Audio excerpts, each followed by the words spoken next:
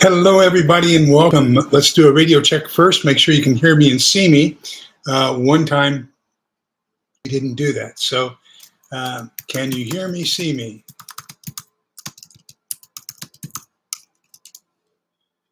And we've got Sumi, Scott Hummer, Utah Mike, and Little Lone Prepper, Scott Hummer.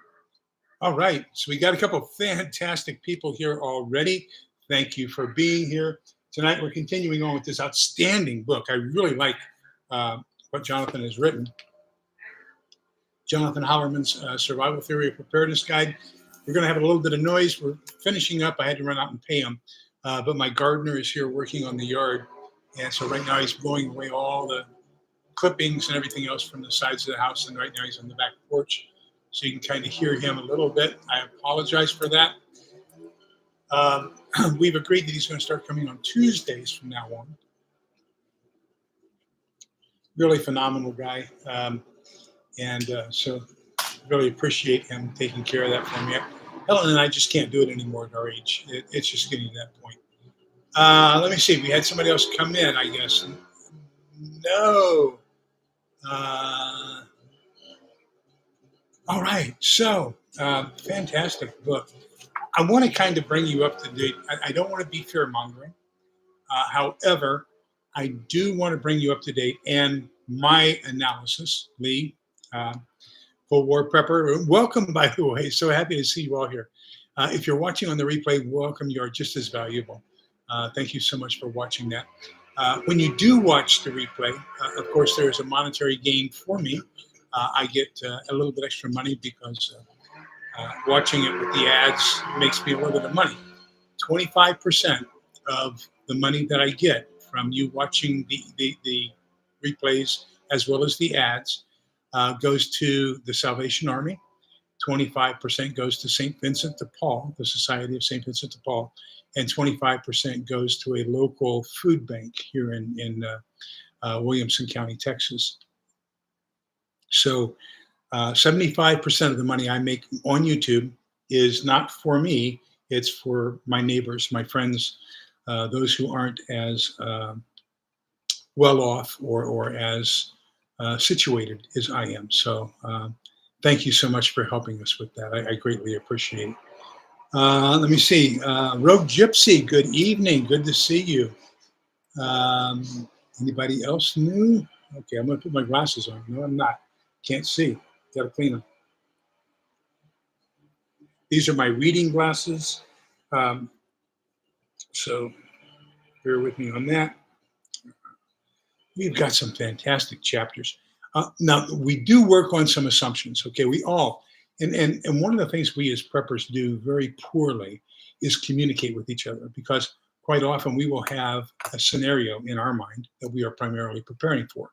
And then we'll have discussions about which knife is best, which bug out bag is best, and all these other kinds of things. You and I aren't on the same sheet of music. I'm thinking financial collapse, you're thinking nuclear warfare. Well, anytime you have a divergence in scenarios like that, where you're thinking one thing and I'm thinking another thing, we aren't going to come to agreement. One of the things we have to consider and take into consideration is that each scenario has different timelines and has different priorities within each one of those timelines. If we don't clarify as we're discussing, this is my assumption, I'm assuming this is happening, now we have something we can discuss, because now you are putting yourself in the framework of what I'm discussing, so that now we can have a better understanding of the timeline and the priorities of things. I think that's where people get into a lot of upset issues around the value of commodities for barter, of gold for purchase, of all these other things. We don't announce our suppositions. And so because we don't announce those suppositions, and sometimes even the same supposition, where we are in the timeline, because, for example, Selko Begovic, in his writings about My Year in Hell, How I Survived the Bosnian Conflict, he talks about how matches and candles were extremely important for the first 3 months. Then they found out that their eyes adjust to the darkness and they could see without candles.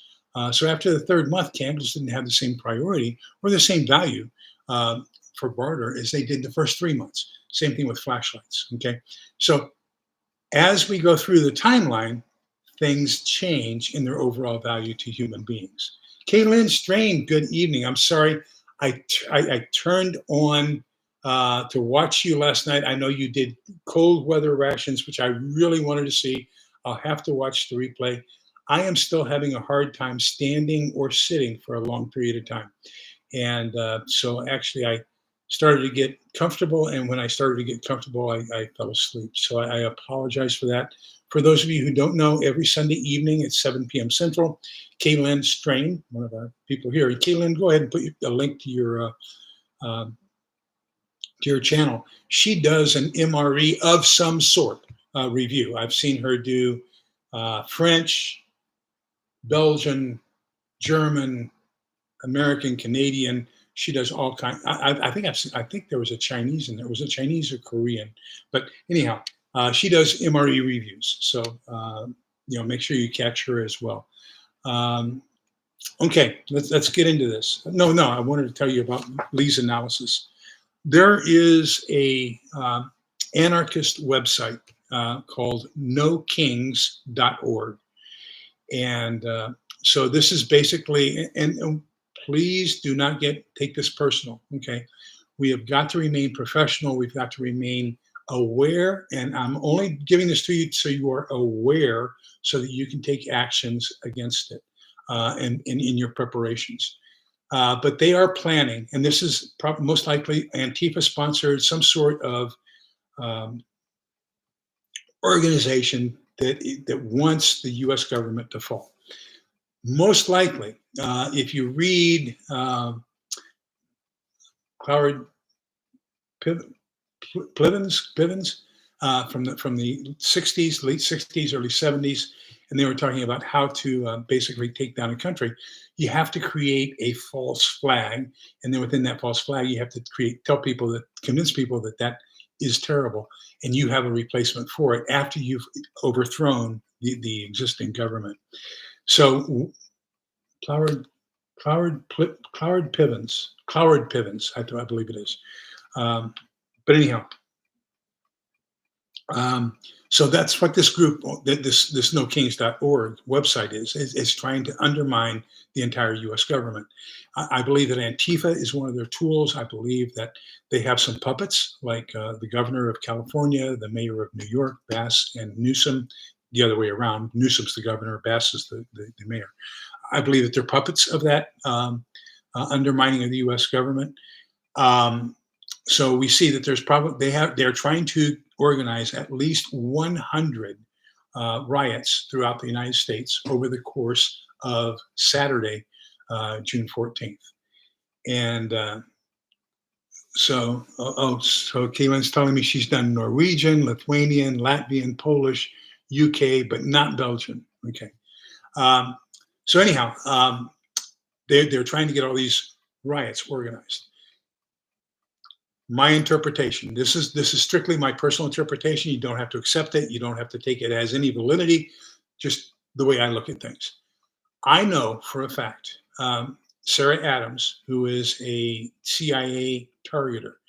Now she was in Paris trying to convince her bosses that an attack on Benghazi was imminent. And while she was in Paris trying to tell them that, they attacked Benghazi. So this lady has her poo-poo in one burn bag, as we used to say in the intelligence community. And which means she's really got her stuff together. And so she has identified probably 1,000 Al-Qaeda and Taliban cells operating within the United States, looking for an opportunity to be activated. Now, my analysis is that they were good. They didn't want to do anything as long as they knew they could bring more soldiers in. So as long as the border was open, we were safe from an attack, pretty much, until they reached a saturation point. But once the borders were closed, and they realized that they can't get any more agents in, okay, and that now we're identifying those agents and taking them out of play. Right now, they're at their maximum saturation they will ever have for agents to do something. So the opportunity for them to do something is right now. Think of it. if there are 100 plus riots throughout the United States, where are all of our law enforcement going to be? They're going to be countering those riots. As the law enforcement is countering those riots, it's a perfect opportunity for all these Muslim extremist groups, the Taliban and Al Qaeda, to do their thing inside our society with basically no opposition whatsoever. So you need to remain aware. You need to remain prepared. Stay away from downtown areas. Stay away from large gatherings this weekend. I would stay at home as much as possible, and protect yourself, protect your loved ones. Make sure that you have the capability to do that, whatever it is. Now, I'm going to add another dimension to this. And if you've read, and we did a review of the book, Unrestricted Warfare, China's Master Plan to Undermine the United States, by the two People's Liberation Army Navy colonels who analyzed how the U.S. fights a kinetic war. And then this was countered by Lieutenant General Flynn's Fifth Generation Warfare. So these two books kind of are this is what we're going to do, this is how we're going to fight it type of books. And so Lieutenant General Mike Flynn, I worked for the man. He's a great guy. But anyhow, over the course of the 4 years that the border was open, somewhere probably in excess of 30,000. I've seen some guesstimates as high as 60,000. I'm not going to place that much credibility in. I'm going to say probably at least 30,000. Well-dressed, physically fit, military age, unaccompanied men were bussed to the border in California and came across. We have approximately 3 divisions of Chinese infantry inside the U.S. as we speak, and they're buying up property in and around military installations. What does that tell you? So right now they only have access to, more than likely, have access to civilian weapons. But think of all this chaos that's coming now. If the Taliban and Al Qaeda get involved with simultaneous attacks, different attacks from Al Qaeda, from Antifa, we've got a Mecca of a Hess coming. So just be aware, be cautious, and that's why we're reading books like this outstanding book, which is Survival Theory, a preparedness guide, how to survive the end of the world on a budget. Chapter 7. So welcome everybody. How many do we have here tonight so far? We've got 15 watching, 6 thumbs up. That's better than 1. 6 thumbs up, so thank you for that. For those of you who are just joining us for the first time, whether it's live or whether it's on the replay, thank you. I can't tell you how much we appreciate you being here. Make sure you read everything that goes on in the chat. These are some of the best people on the face of the earth. Laura Mannion just joined us, and they share information. They chat amongst themselves.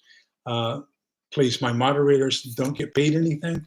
I do ask them that if you aren't kind, polite, and respectful to each other, they have the right to boot you because we want to learn from each other.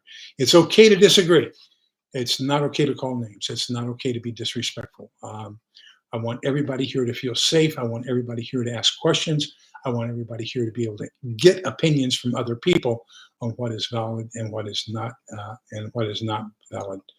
So, Little Lone Preppers had 2 ads so far. Thank you for watching those. That's probably about a nickel to each of those organizations you've just donated by watching those.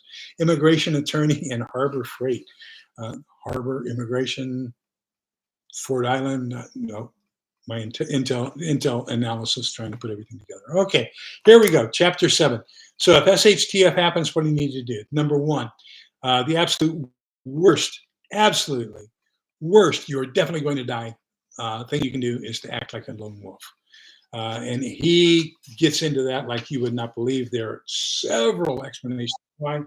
One is you got to sleep sometime. And lone wolves are all by themselves, and so nobody's guarding them when they're asleep. And there are other people who can sneak up on them, etc. I'm just going to give you that one. He goes on 3 pages of all the disadvantages if you think you're going to be a lone wolf. Secondly, don't think you're going to go out there and hunt your food. Okay, it's going to be he says after the end of the first month there won't be anything left to eat. People who don't know what they're doing are going to be out there hunting. They don't know how to field dress a kill. They don't know how to dress a kill. They don't know what to eat, what not to eat. They won't know how to store it, how to preserve it.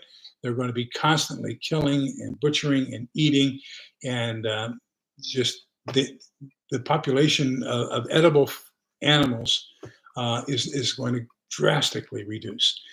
My biggest fear, and just from having been out there, people who don't know what they're doing out there hunting and don't check for what's beyond their target and miss, there's going to be an awful lot of fratricide out there in the hunting area as people shooting for the same deer from 360 degrees end up shooting each other. So maybe that's a blessing. I don't know. The next type of survival strategy I would shy away from would be the taker or looter theology. I just saw a meme today, and one guy was telling the other, he says, what you're telling me is if you want to shoot me, that you value your property more than you do human life.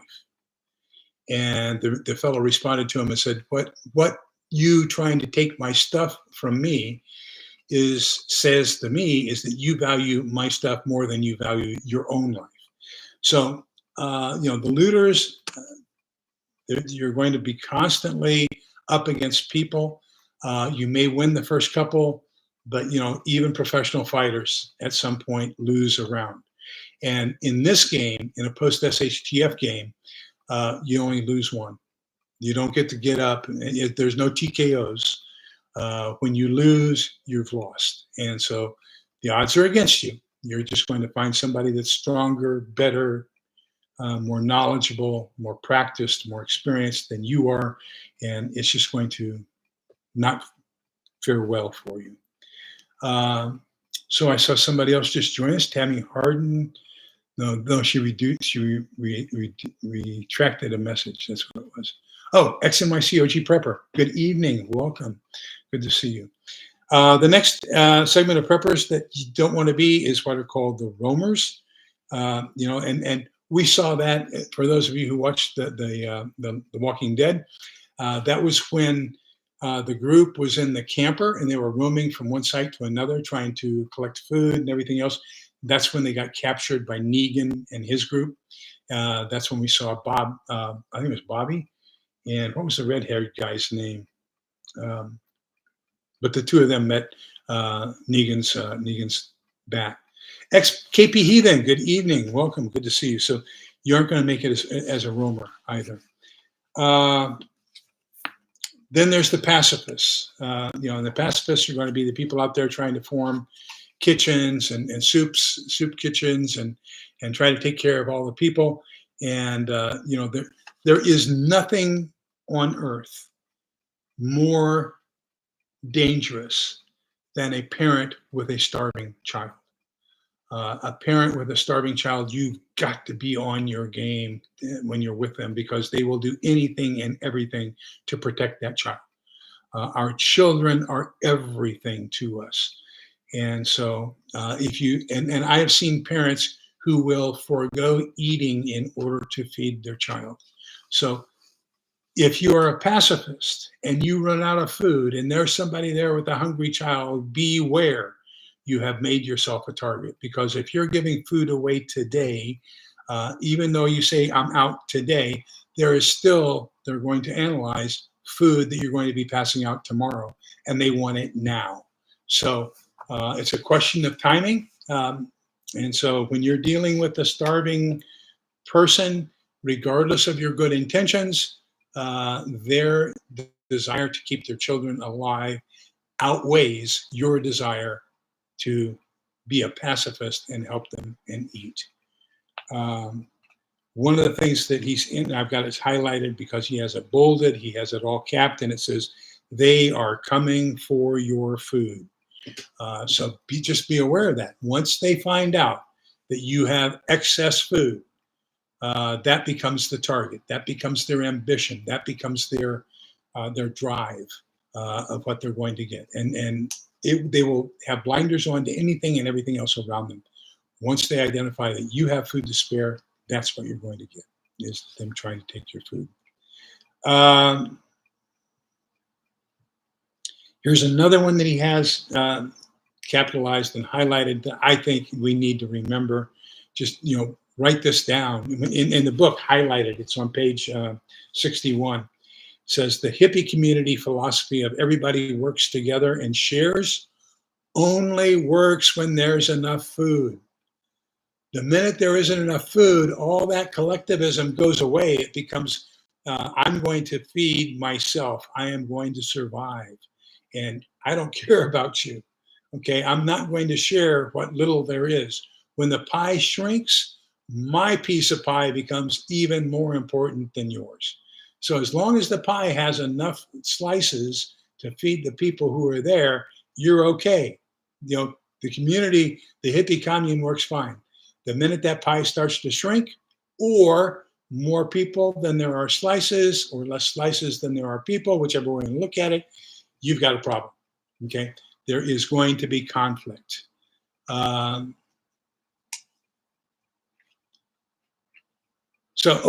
question, Little Lone Prepper. For those who have a MAG and SHTF, do you all gather and stay in one house or stay in your own homes? We have 3 houses right here together in this little enclave. And so we'll be dividing up amongst 3. And so kind of wired together, if you will, the 2 of us and one guy across the street, so that we can. And then we've got, I'm going to have 10 people in my house. And then next doors, I know for sure, 2, 4, 6, I know for sure 7. No, her mother, 8. And then Scott has 5. So, and we're still trying to get a couple more people into the group. So remember, everything has an advantage and a disadvantage. So here, with 10 people here, I've got the solar, the electricity, I've got the water with the rain catchment system. What I don't have is provisions for all the human waste. Okay, we're going to have to be digging holes like you would not believe. And as a matter of fact, today I checked into what would it take to buy a used porta potty, and instead of using the container that's underneath, drill a hole in my backyard. So if there's a hole underneath of it, what kind of chemicals do I need to get in order to do that? Right now, we've got luggable loos that we'll have in the backyard, surrounded by tarps. That's not the best possible solution, but that's the solution we have. So until we can find a better way to manage human waste, to manage our trash, that's going to be another issue. We are limited as to how many people we can have. Now, I did buy a 55-gallon barrel, steel barrel, and I've got air vents cut into it so that we can use the 55-gallon drum to burn things. So that'll be burnable trash. That'll be maybe some fecal matter. Don't know, but we do have a burn barrel. So hopefully that will help us a little bit as well. Hey, Freoxeros, good evening. Good to see you. John's like Johnny, good evening. Welcome. Those are some of the things I'm trying to get to, that I'm trying to mitigate those issues. But remember, the larger population you have, the more mouths there are to feed, the more mouths there are to water, the greater the possibility for the spread of disease, interpersonal conflict. Have you ever had family over for 3 days continuously? Imagine 10 people inside one house, on shifts. Somebody's trying to sleep and somebody's being too loud or not being quiet enough or anything like that. The conflict is going to be there. And so how do you manage that ahead of time? You've got to get people to agree to that. So the hippie commune is not going to work. The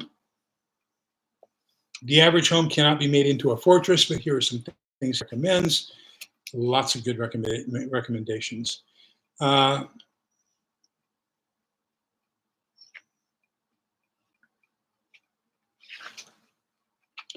Where to go? Okay. He recommends reading his book EMP, Equipping Modern Patriots, a story of survival. I have not read that book. I will get it. But he says, knowledge is power, and if you can articulate well what the future holds after a grid down situation, you will eventually be able to find a rural elderly farmer to take you in. His strategy is, if you have to bug out to either a pre-planned location. Gosh, I don't like that. Pre-planned is kind of oxymoronish or tautological, duplicitous. because pre is ahead of time and plan is ahead of time. So plan the plan before you plan is pre-planned, I guess. I don't know. Anyhow, have a plan where you're going to go. Okay. And then hopefully you will have a designated bug out location. Now, ideally, that bug out location will be a farm, somebody you know, where you can stash your stuff in advance, where you're going to have a opportunity in a rural environment to farm, raise animals, water. You can put in a septic system or an outhouse, a deep outhouse.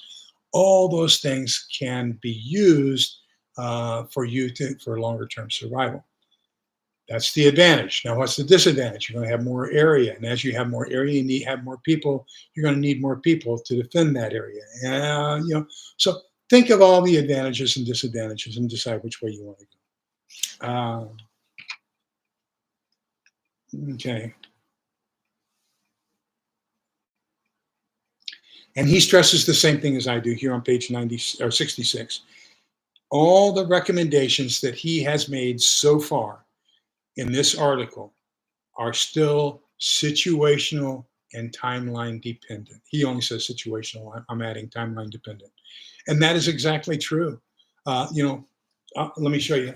In a financial collapse situation,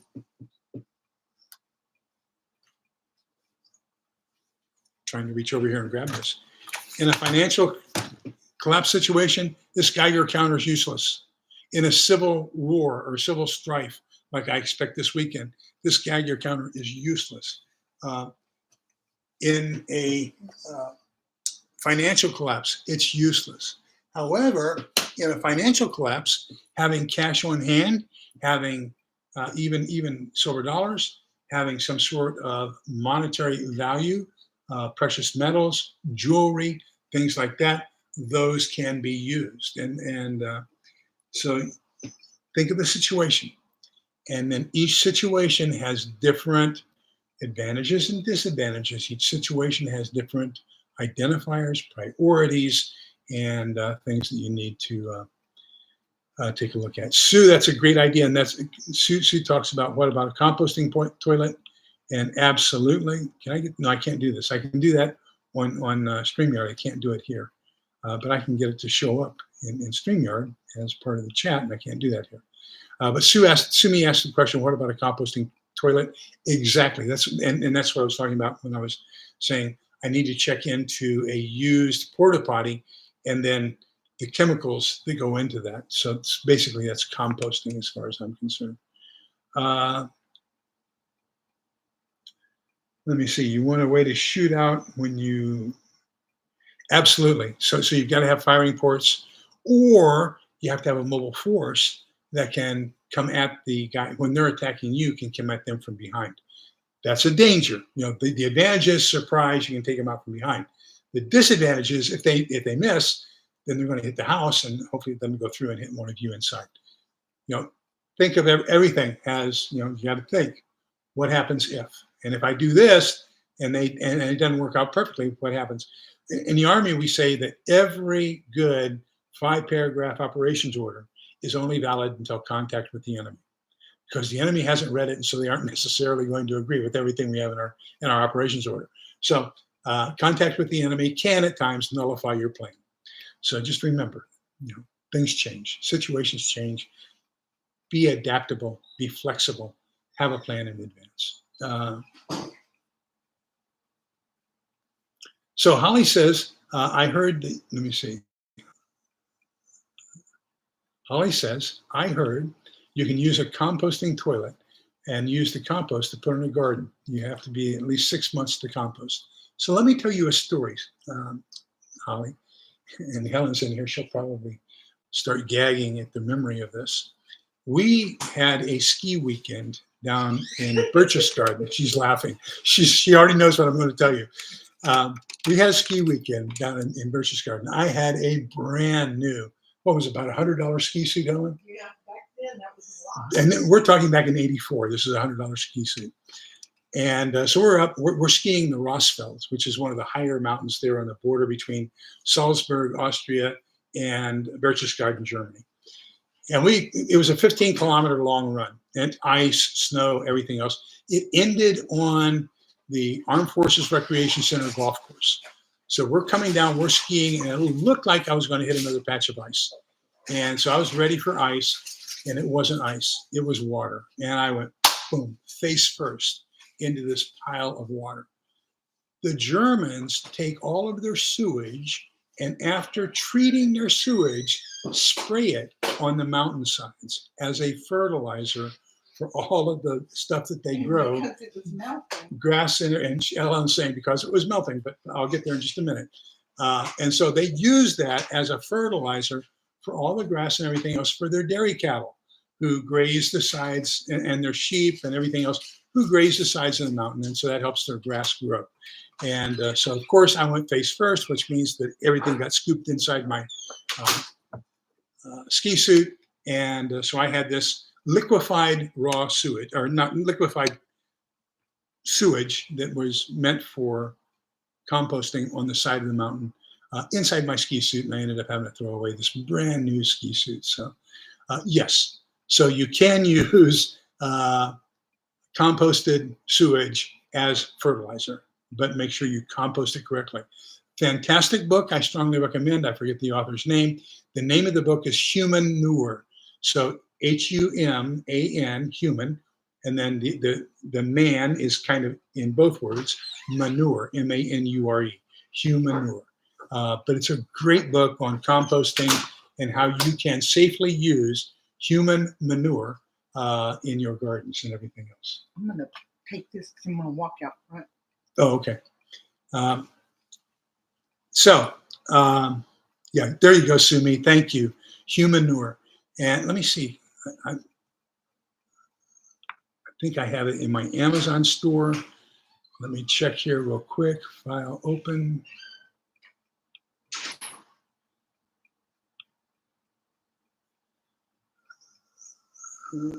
Open recent.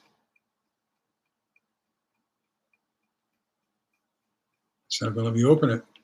Doggone it. Oh well. I will put a link to Humanure in the show notes. Well, open recent. There we go.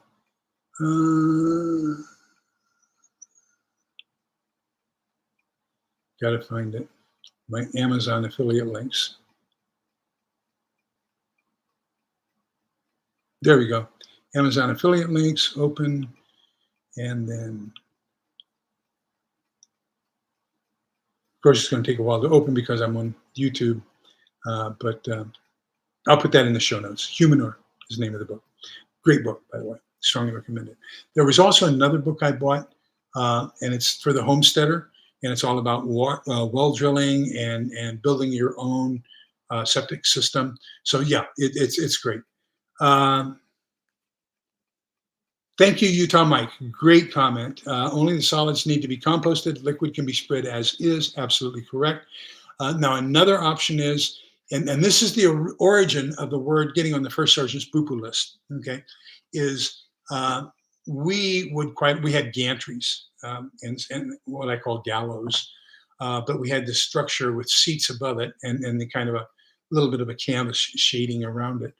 But you went up, 5 feet in the air, 6 feet in the air on this gallows, and then the throne was up there, and it went down into a 55-gallon oil drum.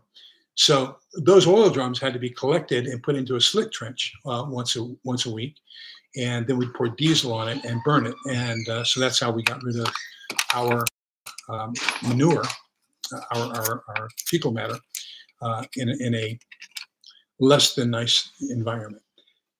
Well, the person who had to do that burning is the person who had really upset the first sergeant. First sergeant maintained the list of who was going to do that. So that's the origin of the term getting on the first sergeant's poo-poo list, is if you really messed up and you didn't get an Article 15, which is non-judicial punishment, then he would make you burn the poo-poo for that week. And then all things would be forgiven because you did that service. Okay. Next one, Chapter 8, bugging out.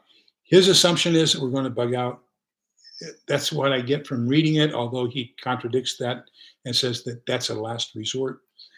I believe the way he writes is his bug out is to a planned bug out location. I think that the vast majority of his preparedness stuff is in a bug out location, well established, well defended, staffed so that it doesn't get stolen. So I'm going to guess that he probably has a farmer friend or he owns a farm due to the fact that he has a SEER, a survival, evasion, resistance, and escape school, and has done all this writing around EMP. I'm going to say he probably has enough money where he has built his own retreat that is probably very well defended, very high tech, and everything else. That's my assumption. Okay, but anyhow, so he is assuming that people are going to bug out to a planned bug out location. One of the first things he talks about, and I think we all need to take into consideration, is when do you bug out? Okay. Because you don't want to be caught up in that golden horde that's all evacuating when you are. We saw that happen during Hurricane Katrina. Everybody was on Interstate 45 trying to head north towards Dallas from Houston. And, or was it Wilma? It might have been Wilma. Katrina was New Orleans, Wilma, Hurricane Wilma. Everybody was on Interstate 45 trying to head north to Dallas. And when you've got a population of 3.5 million people in one city on 3 lanes of highway, it doesn't work out. Okay. So imagine yourself being in that 3 lanes of highway with a half tank of gas trying to get north. And then people were pulling off the freeway. And as they ran out of gas, they were clogging the freeway. I mean, very poor evacuation. So now the plan with the state of Texas, at least, to evacuate from Houston, Interstate 10 goes due west to San Antonio. Interstate 45 goes due north to Dallas, Dallas-Fort Worth complex. So now what they're going to do is they're going to close all but one of the opposing lanes and convert those over to evacuation lanes, either northbound or westbound. So if we've got 3 lanes each side of I-10 going to San Antonio, that'll be 5 lanes going to San Antonio, 1 lane coming towards Houston. If we've got 3 lanes each side of 45 going up to Dallas, it'll be 5 lanes going to Dallas, 1 lane coming back. So we've changed that. That does not mean that if you're sitting there in your car and traffic is moving at an average of 3 miles an hour and you've only got a half tank of gas, you're going to get it to Dallas. Think of all the gas stations that sold out of gas, and they were ripping people off $5 for a bottle of cold water. So just think about that. You don't want to be in that situation. You want to be ahead of the game. Either be ahead of the game or make plans now so that you are sitting where you are until all that other stuff clears out.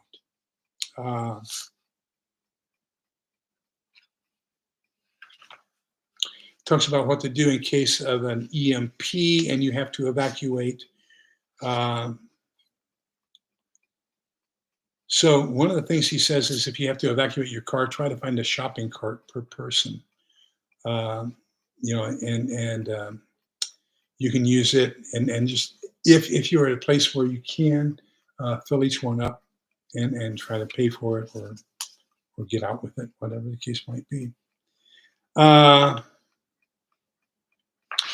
So he says, once you evacuate, spend the first night collectively getting together with your family or who you evacuated with.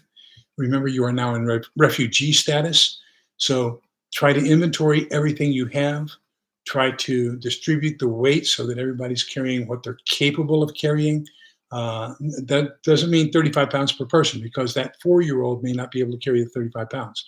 You may have to take a little bit more than that 4-year-old does, or you may have to take a little bit more than your wife does. Or in our case, my wife may have to carry more than I do. It all depends. Do what you need to do to get the family to survive. So you want to inventory and distribute. And it may be that you have more stuff than you can carry.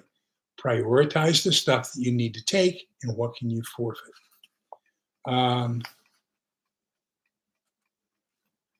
I've got my stuff here. I was going to do it before the surgery. Haven't done it yet, but I've got my socks, my t-shirt, my undershorts. I'm going to teach you how to do a what we call a ranger roll. but basically, I take my T-shirt, lay it out, and then I put my socks and a pair of undershorts. So I have two pair of socks. I put in a cotton pair and a wool pair, and then I fold up the T-shirt so that it's only probably 8 inches wide, and then I roll it up. And after I roll it up, I've taken the bottom and I folded it so that after I've rolled it up, I can take that fold and pull it down, kind of like if any of you have rolled socks like we did in the military. Let me show you. I hate doing this because I don't like what it does to the calf of the sock. Where's my socks? There they are. Combat boot socks. Okay, so my combat boot socks. So basically what you're going to do is you're going to roll them up. Okay, then you're going to take one of the socks and take the stretchy part and you fold it inside out, so that now what you've done is you've created a kind of elastic wrap around that sock. So now it's a roll. Well, you do the same thing with your T-shirt, okay? And you're using it as, now there are people who will tell you that with the Ranger roll, you take your socks and you lay them across, and that way you do the same thing. You roll up your T-shirt and your undershorts, and then you do that same kind of a fold with your socks. But man, when you do that, this top part stretches out, and it's sagging on your feet, on your, when you're walking, and we don't wear the blousing rubbers anymore. That used to keep your socks up, as well as your pant legs tucked. We don't wear those anymore. I think I still have indented areas in my shins from the blousing rubbers from 1991 is the last time I wore them.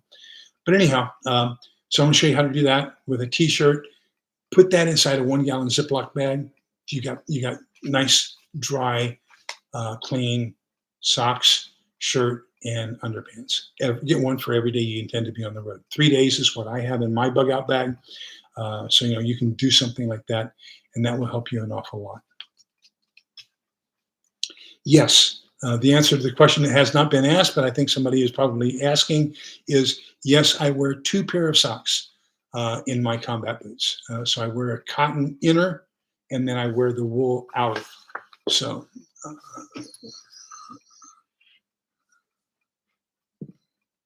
so these are kind of booty socks, I guess you would call them. Let me see, where's the other one? I'm only finding one. I guess my right foot's going to go without. But I wear these little cotton booty socks, okay? And then on top of that, I put my wool combat boot socks, okay? So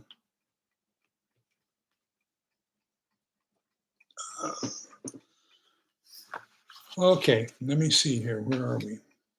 Don't forget to take into account weather. Here, last year we broke the record, 95 days over 100 degrees. They say that there are 10 cities in the U.S.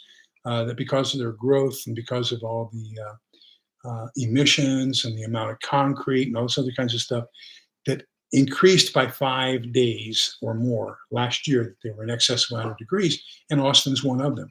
So we have, because of the way that we are getting rid of the natural environment, grass and trees, and replacing it with concrete and asphalt, we are changing the ecosystem and the temperature of the area where we are.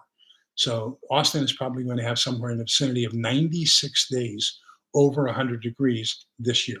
And we're also predicted to get a whole bunch of hurricanes. And yes, the hurricanes do last. We get them both when they come up from Corpus Christi due north, and we get them when they head west from Houston, Galveston. So we get quite a few remnants of hurricanes, high winds, and lots of rain. Tucked by V, welcome. Yes, and he's calling it urban heat island effect. Yes, that is exactly correct.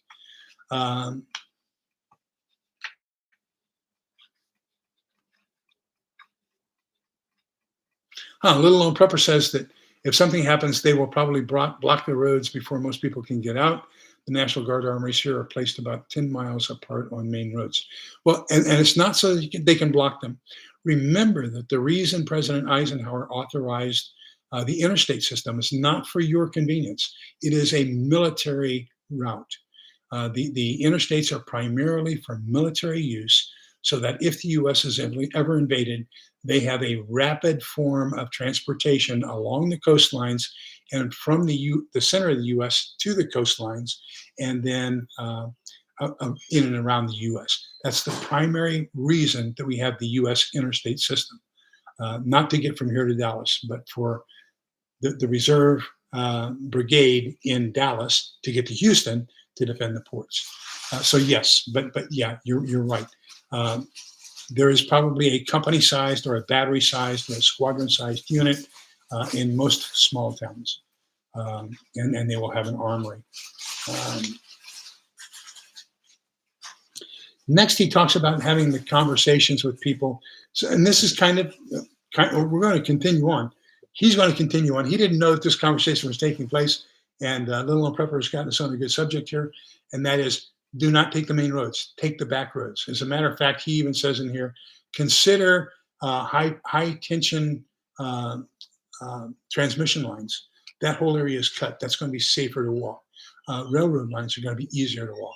I mean, there's a lot of secondary and tertiary roads that are going to be more safe for you than will be an interstate or a U.S. highway. Here in Texas, we have some like Texas 71 is a 4-lane each direction road. Texas 130 is 3 lanes each direction, speed limit 85. I mean, there are some roads that are state roads here that are actually better than the interstates. So avoid those, because that's going to be where most people are. If you're going to encounter roadblocks, because most people anticipate that's where it's going to be, that's where you're going to encounter roadblocks. The next part he talks about with bugging out is, what do you do when you encounter a roadblock or anything else? Don't make eye contact. Don't try to explain yourself. Just tell them, back off. Okay? Be firm. Don't try to negotiate. Don't try to explain. Just back off. We're no harm. We just want to get through. Okay? And just keep on going. And but he says, don't try to negotiate. Don't try to argue. Don't try to do anything else. Just just keep going. Keep pushing. You're going to have less chances of finding armed guards on the less traveled freeways.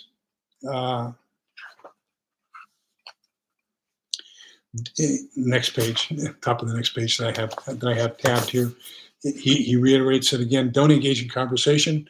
Look as menacing as possible. Give them a wide berth. Don't back off. Okay.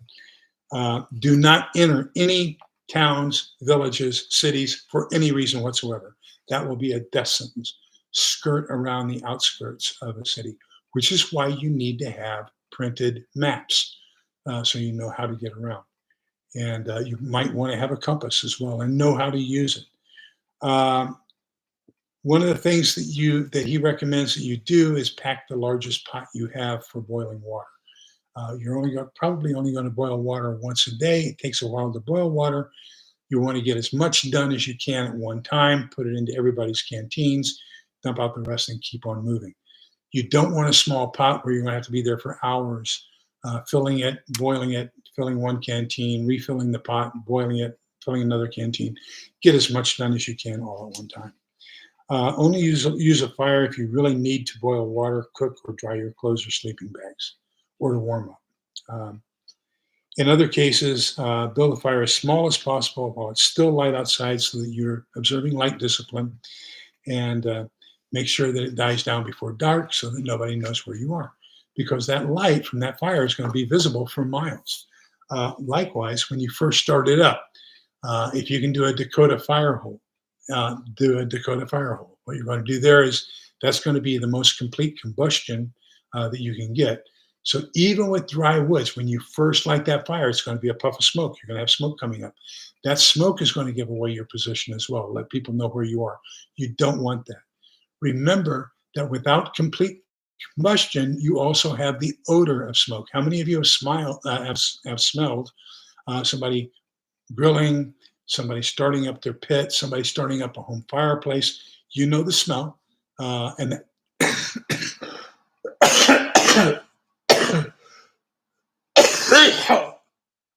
excuse me. There was only 1 second.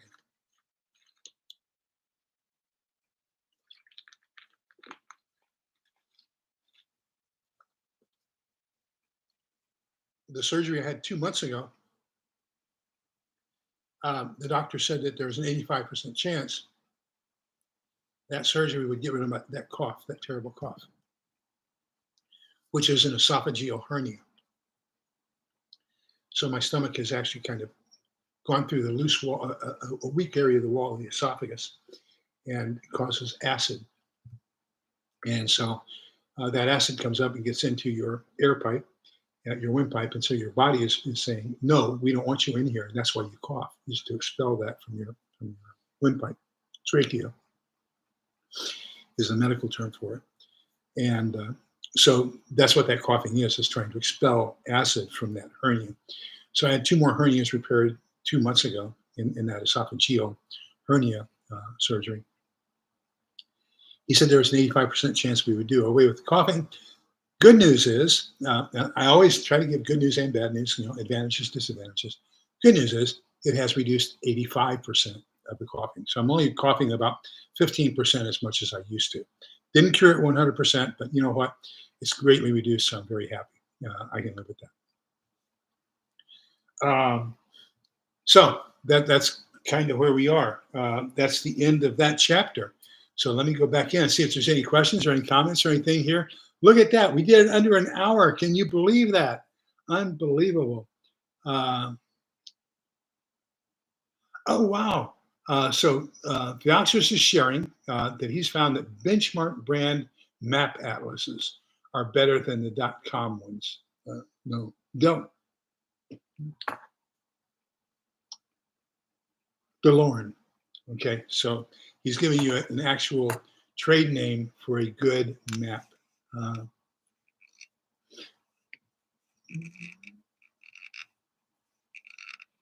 Interstate 95 and the Baltimore-Washington Parkway. I swear, the Maryland Transportation Department has a crew that does nothing but tear up the Baltimore-Washington Parkway each night so that they can repair it each day. Never in my life have I been on a road as full of potholes as the Baltimore-Washington Parkway. I mean, that they've got to have a full-time crew doing nothing but tearing that road up. That's how bad it is.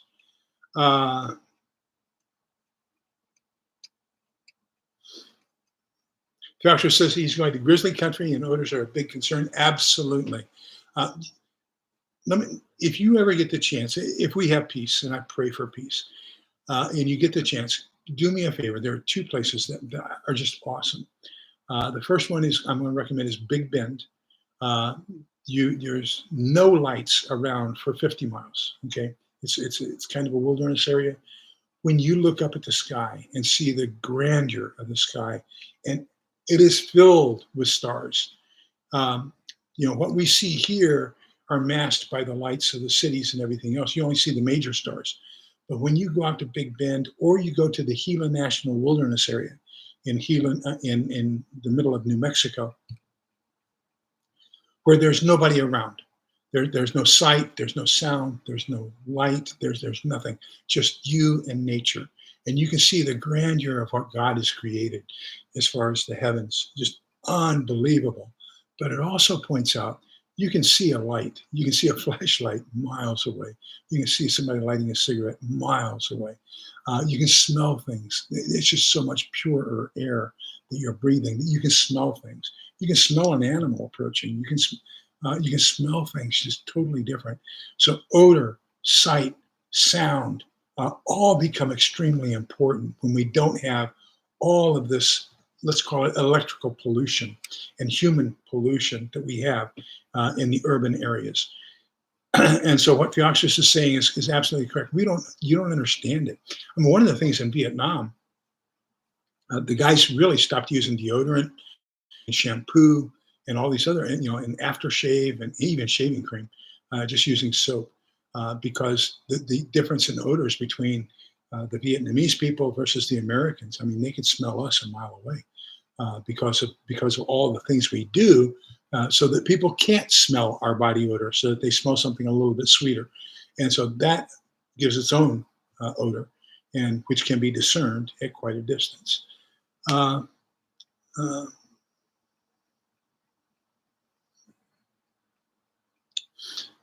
Holly says her husband's going through the same thing I am. Well, Holly, I wish him the best. All in all, I've had one, two, three. This is the third hiatal hernia surgery I've had. So I had one 8 years ago, and the guy who developed the ring that goes around the esophagus, he is the guy who did the initial surgery. Well, he tightened that ring too tight, and I couldn't get any food down into it. I could only do liquids. So he had to go back in and loosen it, which was the second one. So then 8 years after that is when he did this one. And I go back for my follow-up next week, my 2-month follow-up next week. So, but this has been my third one. Not bad. Just the inconvenience of liquid diet and soft food diet for about 2 months afterwards. I've lost 30 pounds. I've got this roll of skin in my belly. I needed to lose the weight. I'm glad now if I can just exercise, but because of the surgery I had last Thursday, I can't do any lifting. I can't do any walking, exercising. That area down around my hips and everything else is totally babied right now for the next month, for the next 30 days. So we've got to do things a little bit different. So I can't do the exercises I need. I want to do some butterflies and some squats and some leg lifts, some bicycles, airborne bicycles, and things like that to tighten up this loose skin from the 30 pounds I've lost. I am now at the same weight that I was when I graduated from basic training in 1971. So 175. Okay, so I'm very happy at 175. I want to keep that.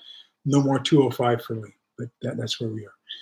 Okay, let me see here.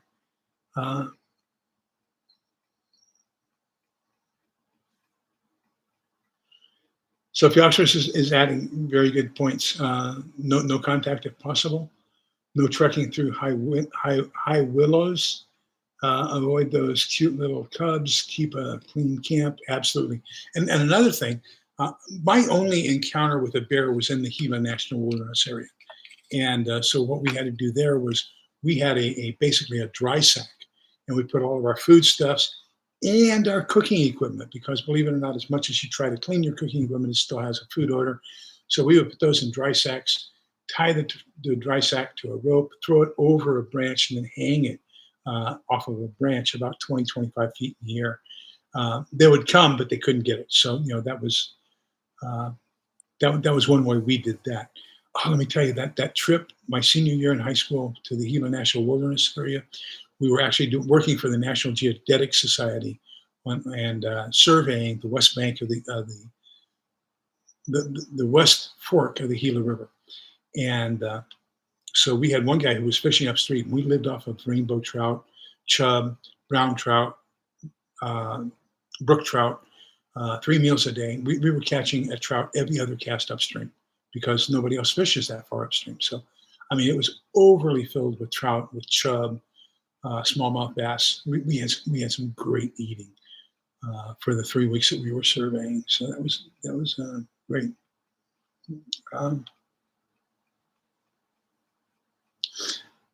Oh, Phylloxerus, that's good to hear. Bible ads, the 2 most recent breaks or ads. Fantastic. I like that. I like Bible ads. Okay. No, I'm not tough at all. I'm a wimp. I'm allergic to 4 things. Okay. I'm allergic to azithromycin, going to anaphylactic shock if I take it. I'm allergic to formoterol products, which are the most commonly used preservative in medications. I'm allergic to formaldehyde, which is used to cure leather. So if you look at my body, okay, and look at what I wear, even my belt, nothing is leather. I can't have any leather on me at all because I'm allergic to it. And the way I found this out just came on all of a sudden. I fell asleep. We had a leather couch. I fell asleep on it one night watching TV. Had my hand like this on the armrest of the couch, and my hand broke out. So I said, well, I guess I need to go to Walmart and get some Equate version of Benadryl and rub that on there as a topical anti-itch, anti-allergy type thing. And I put it on, and it made it worse. And so that's when we found out. I went to the doctor, dermatologist, found out I was allergic to the formaldehyde, the leather. We had to get rid of the leather couch and get all what is that? Fabric furniture now.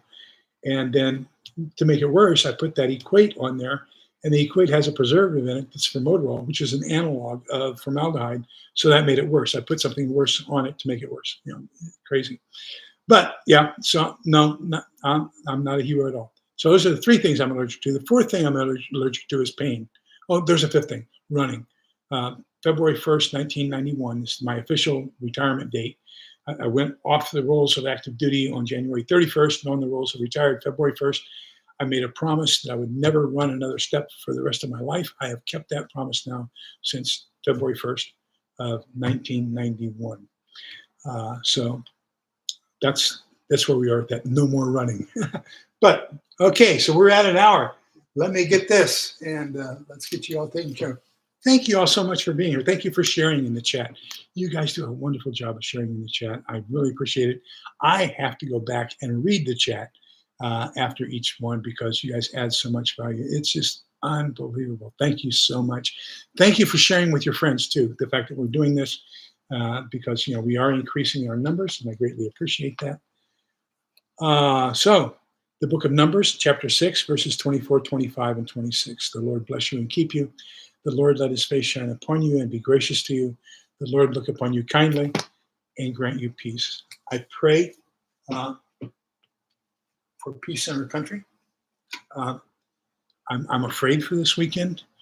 I think the opportunity is ripe, not only for all of the crazy antics that will be going on by Antifa and other anarchist organizations to try to overthrow our government. I think that there are opportunities for other bad actors to join in on it and exacerbate that problem. So please stay ahead of your preps and do me a favor. I don't want to be, don't consider this fear mongering, but what I do want to stress is get right here, get right in your head so that if anything does happen, you aren't shocked. You can immediately put your plan into effect.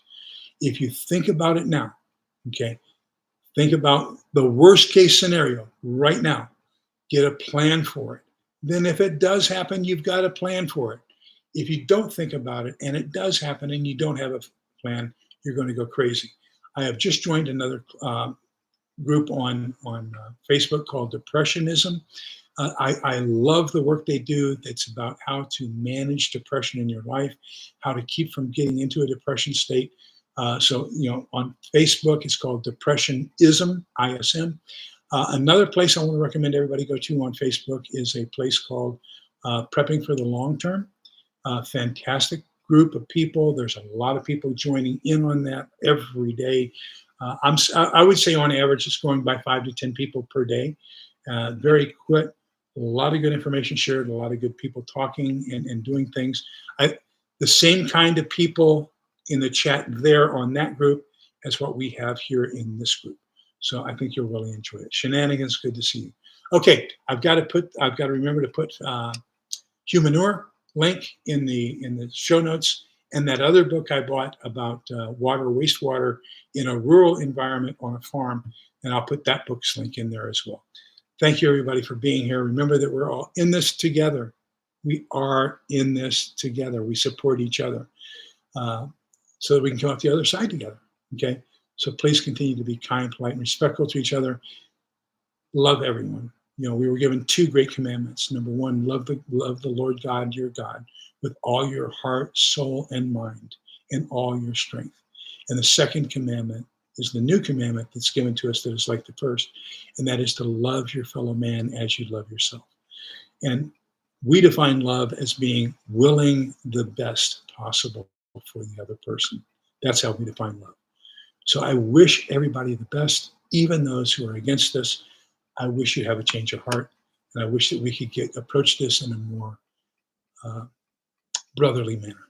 Okay, take care, everybody. Have a great day. Have a great week, and let's get out the other side together. Take care.